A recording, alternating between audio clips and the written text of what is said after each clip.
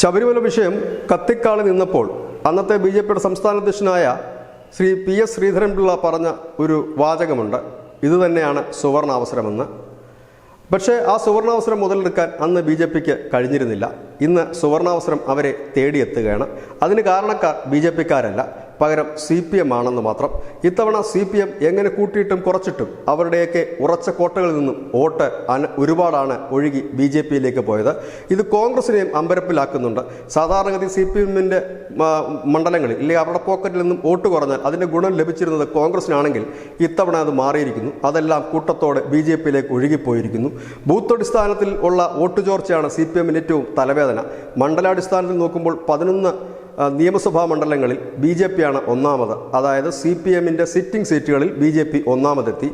അവർ രണ്ടാമതെത്തിയ 8 നിയമസഭാ മണ്ഡലങ്ങൾ കേരളത്തിലുണ്ട്. അവർ രണ്ടാമതെത്തിയ 8 മണ്ഡലങ്ങൾ ഏറിയ കൂറും കോൺഗ്രസിനോട് അനുഭാവം പുലർത്തുന്ന മണ്ഡലങ്ങളാണ് എങ്കിലും അവിടെയും CPM മൂന്നാമത് പോയി എന്നുള്ളതാണ് അവരെ വിഷമിപ്പിക്കുന്നത്.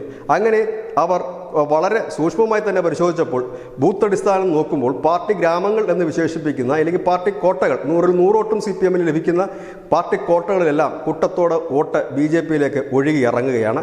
ഇവിടെ ചില സമാനതകളുണ്ട്, അത് കാണാതിരിക്കാൻ കഴിയില്ല. ചരിത്രം എപ്പോഴും അങ്ങനെയാണ്. ചില സമാനതകൾ ഉണ്ടാകും എല്ലാ കാര്യങ്ങൾക്കും, അത് നേട്ടമായാലും കോട്ടമായാലും. ബംഗാളിൽ എന്താണ് സംഭവിച്ചത് CPM-ന്? അതുതന്നെയായിരുന്നു ത്രിപുരയിലും ഇപ്പോൾ കേരളത്തിലും സംഭവിക്കുന്നത് സമാനമായ കാര്യം.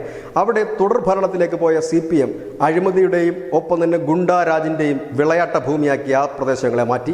അങ്ങനെയാണ് ഈ പശ്ചിമ ബംഗാളിൽ മമതാ ബാനർജി പിടിമുറുക്കുന്നത്. ത്രിപുരയിലും സമാനമായിരുന്നു. 25 വർഷം ഭരിച്ച ത്രിപുരയിൽ CPM സർക്കാർ അഴിമതിയുടെ പ്രതിരൂപമായി മാറി, ഒപ്പം തന്നെ ഗുണ്ടായുസത്തിൻ്റെ ആൾരൂപമായി മാറി. അവിടെയാണ് BJP അധികാരം പിടിച്ചത്. കേരളത്തിലും സമാനമായ രീതിയിൽ ആണ് കാര്യങ്ങളുടെ പോക്ക്. കെടുകാര്യസ്ഥത, അഴിമതി, ഒപ്പം തന്നെ ഗുണ്ടാരാജ്, അതായത് ചെറുതും വലുതുമായ പാർട്ടിയുടെ നേതാക്കന്മാരെല്ലാം വലിയ വലിയ നാട്ടുപ്രമാണിമാരെ പോലെ ഓരോ പ്രദേശത്തും മാറി. ഇതോടുകൂടി അണികൾ പിന്തിരിഞ്ഞു. അണികൾ കൂട്ടത്തോടെ BJP-യിലേക്ക് ചേക്കേറി. പശ്ചിമ ബംഗാളിൽ നിന്ന് കാവിക്കൊടി പിടിക്കുന്നവർ ഏറിയ പങ്കും പഴയ സഖാക്കളാണ്. അതിൽ ഏരിയ കമ്മിറ്റി സെക്രട്ടറിയും ജില്ലാ സെക്രട്ടറിയും ഒക്കെ ഉണ്ടാകും. ഇവിടെയും അതുതന്നെയാണ് അവസ്ഥ. ത്രിപുരയിലും അതുതന്നെയായിരുന്നു അവസ്ഥ. എല്ലായിടത്തും ഈ CPM എന്ന പാർട്ടി തകർന്ന് തരിപ്പണമായിടത്ത് എല്ലായിടത്തും ഒരു കാരണം തന്നെയായിരുന്നു. പോളണ്ടിൽ തകർന്നതും സമാനമായ രീതി, റഷ്യയിൽ തകർന്നതും സമാനമായ രീതിയിൽ.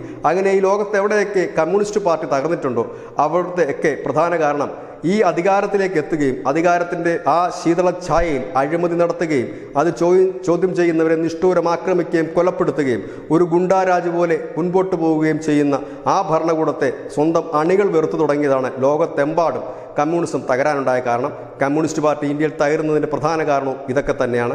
ഏതായാലും കാൽച്ചൂട്ടിലെ മണ്ണ് വളരെ വേഗമാണ് ഒലിച്ചു പോകുന്നത്. സാധാരണഗതിയിൽ കാൽച്ചൂട്ടിലെ മണ്ണ് വളരെ പതുക്കെയാണ് ഒലിച്ചു പോകുന്നതെങ്കിൽ ഇവിടെ അങ്ങനെയല്ല, വളരെ വേഗത്തിൽ തന്നെയാണ് ഒഴുക്ക്.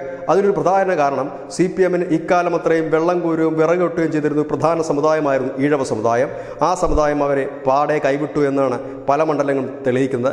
പ്രത്യേകിച്ച് ആലപ്പുഴ പോലുള്ള ഇടങ്ങളിൽ ഈഴവ സമുദായത്തിന് വലിയ സ്വാധീനമുള്ള ലോക്സഭാ മണ്ഡലമാണ് ആലപ്പുഴ. അവിടെ ഈഴവരൊക്കെ തിങ്ങിപ്പാർക്കുന്ന കായംകുളത്തും ഹരിപ്പാടും അമ്പലപ്പുഴയിലുമൊക്കെ ഈഴവ കൊട്ടുകൾ ശോഭാ സുരേന്ദ്രനിലേക്ക് ഒഴുകി.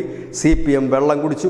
ഇവിടെയൊക്കെ CPM 2ാം സ്ഥാനത്തെത്തിയിരിക്കുന്നു, ചിലയിടത്തൊക്കെ 3ാമതും. CPM-ന്റെ ഉറച്ച കോട്ടകളായ പഞ്ചായത്തുകളിലെല്ലാം CPM 3ാമത് ലാൻഡ് ചെയ്തു, ചിലയിടത്തൊക്കെ കോൺഗ്രസും. ഏതായാലും കോൺഗ്രസിനും CPM-നും ഒരു കാര്യം വ്യക്തമായി.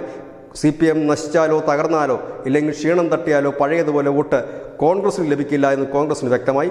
കോൺഗ്രസ് നശിച്ചാലും ആ വോട്ടുകൾ CPM-ന് ലഭിക്കില്ല എന്ന് മനസ്സിലായി. കാരണം ഇതുവരെ ഇരു മുന്നണികളും അങ്ങോട്ടും ഇങ്ങോട്ടും വോട്ടുമാറിക്കളിച്ച് പരസ്പരം ആശ്വാസം കൊള്ളുകയായിരുന്നുവെങ്കിൽ ഇനി ആശ്വസിക്കാൻ വകുപ്പില്ല.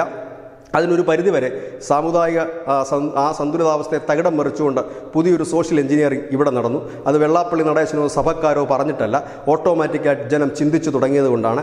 ഈഴവ വിഭാഗത്തിൻ്റെ വലിയ വിഭാഗം വോട്ടുകൾ BJP-യിലേക്ക് തിരിഞ്ഞപ്പോൾ അവർക്കൊപ്പം ക്രിസ്തീയ വിഭാഗവും മുൻകാലങ്ങളിലെ പോലെ മുൻപൊക്കെ ഏറ്റവും കൂടുതൽ വോട്ട് ലഭിച്ചിരുന്ന നായർ സമുദായവും ഉറച്ചു നിന്നപ്പോഴാണ് ഈ ഒരു വലിയ വിജയം സുരേഷ് ഗോപിക്കും വിജയത്തിനോടടുത്ത ഒരു പോരാട്ടം ചന്ദ്രശേഖരനും നടത്താൻ കഴിഞ്ഞത്.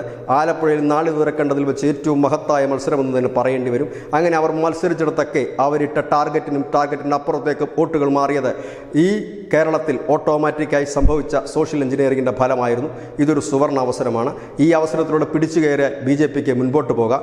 അതിനായി BJP-ക്കാർ ചെയ്യേണ്ടത് ഒന്നു മാത്രം, വരുന്നവരെ സ്നേഹത്തോടെ സ്വീകരിച്ചിരുത്തണം, കാണുമ്പോഴൊന്ന് പുഞ്ചിരിക്കണം. അവർ വിളിക്കുമ്പോൾ ഫോൺ എടുക്കണം, ഒപ്പം തന്നെ അവരുടെ വിവരങ്ങൾ തിരക്കണം. വിഷമമുള്ളവൻ്റെ തോളത്ത് തട്ടി കടന്നു പോകുന്നതിന് പകരം അവൻ്റെ കൈക്ക് പിടിച്ച് അവന് വേണ്ടത് ചെയ്തു കൊടുക്കാൻ നിങ്ങൾക്കായാൽ ഈ കേരളത്തിലെ CPM-ൻ്റെ സ്പേസ് എന്നും BJP-ക്കുള്ളത് തന്നെ ആയിരിക്കും. കാരണം CPM-ഉം BJP-യും കേഡർ പാർട്ടികളാണ്. രണ്ടുപേരുടെയും അണികൾ ഹിന്ദുക്കളുമാണ്. CPM എന്തായിരുന്നു ഈ ജനഹൃദയങ്ങളിൽ കയറിപ്പറ്റാൻ ചെയ്തിരുന്നത് അത് തന്നെ BJP-യും ചെയ്യേണ്ടതായി വരും. അങ്ങനെ ചെയ്തു കഴിഞ്ഞാൽ അവർക്ക് മുന്നേറാൻ കഴിയും. BJP-ക്ക് ആ പണി കുറച്ചുകൂടി ഇപ്പോൾ എളുപ്പമാണ്. 200-ലധികം പദ്ധതികൾ കേന്ദ്ര സർക്കാരിൻ്റെതായിട്ടുണ്ട്. ആ പദ്ധതികളുടെ ഗുണഭോക്താക്കളാക്കാൻ സാധാരണപ്പെട്ട ജനത്തിനെ പ്രാപ്തരാക്കിയാൽ മാത്രം മതിയാകും. ഓരോ വാർഡിലും 1000 സ്ഥാനാർത്ഥികൾ ഉണ്ടാകും. പണ്ട് RSS പറഞ്ഞതുപോലെ എല്ലായിടത്തും ഓരോ മോദിമാരുണ്ടാകും. കേരളം BJP ഭരിക്കുന്ന കാലം വിദൂരവുമല്ല. അതുകൊണ്ട് ഇപ്പോഴുള്ള ധാർഷ്ട്യവും അഹങ്കാരവും ഒക്കെ ഏതെങ്കിലും നേതാക്കൾക്കുണ്ടെങ്കിൽ മാറ്റിവെക്കണം. കക്ഷത്തിലെ കട്ട ഇറക്കി വെച്ചാൽ തന്നെ പകുതി പ്രയോജനം ചെയ്യും. സാധാരണപ്പെട്ടവരെ കാണണം, സംസാരിക്കണം, അവരുടെ വേദനകൾ മനസ്സിലാക്കണം, ആവലാതികൾ മനസ്സിലാക്കണം, പരാതിക്ക് പരിഹാരമുണ്ടാക്കണം. ഫോൺ ഒരു പൊതുപ്രവർത്തകൻ ഉപയോഗിക്കുന്നത് പൊതുജനങ്ങൾ കൂടി വേണ്ടിയാണ്. ഒപ്പം തന്നെ അവൻ്റെ മുഖത്ത് വലിഞ്ഞു മുറുകിയ പേശികളല്ല ആവശ്യം, ചിരിക്കുന്ന മുഖം തന്നെയാണ്. ആ ചിരി ഒരുപാട് പേർക്ക് ആശ്വാസമാകും. ആ തലോടൽ ഒരുപാട് പേർക്ക് സ്വാന്തനമാകും. ആ വഴിയിലൊന്ന് സഞ്ചരിച്ചു നോക്കിയാൽ ഈ വരുന്ന പഞ്ചായത്ത് രാജ് തെരഞ്ഞെടുപ്പിൽ അതിൻ്റെ പ്രതിഫലനം ഉണ്ടാവുക തന്നെ ചെയ്യും. ഇത് തന്നെയാണ് ന്യൂസിൻ്റെ പോയിൻ്റ്. നന്ദി, നമസ്കാരം.